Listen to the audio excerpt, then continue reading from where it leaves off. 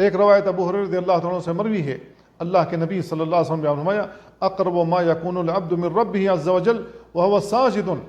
سجدے کی حالت میں بندہ اپنے رب سے سب سے زیادہ قریب ہوتا ہے۔ اس کو امام مسلم نے روایت کیا ہے۔ تو جب بندہ اپنے رب سے سب سے زیادہ قریب سجدے کی حالت میں ہوتا ہے تو سجدے کی حالت میں ہمیں کثرت کے ساتھ اللہ رب العالمین سے مانگنا چاہیے، اللہ رب العالمین سے دعا کرنا چاہیے، اللہ رب العالمین کے سامنے ان حاجات اور ضروریات کو رکھنا چاہیے جس کی ہمیں احتیاج اور ضرورت ہو۔ تو اللہ رب العالمین سے اگر ہم اپنا مدعا نہیں بیان کر سکتے تو پھر کس سے کریں گے؟ اللہ رب العالمین سنتا ہے، اجیب دعوت الداعی اذا دعان، اللہ رب العالمین کہہ رہا ہے جب پکارنے والا مجھے پکارتا ہے میں اس کی پکار سنتا ہوں، اس کا جواب دیتا ہوں۔ تو جب ہم جنت کے اندر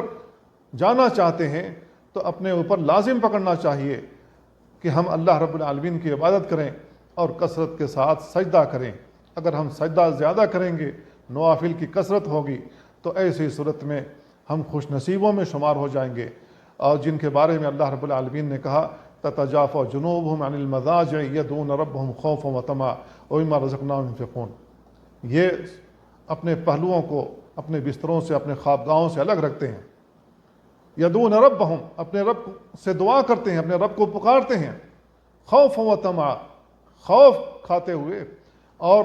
لالچ کرتے ہوئے اللہ رب العالمین کا دیدار نصیب ہو جائے، اللہ رب العالمین نے جو جنت اپنے ہاتھوں سے سجائی ہے، بنائی ہے،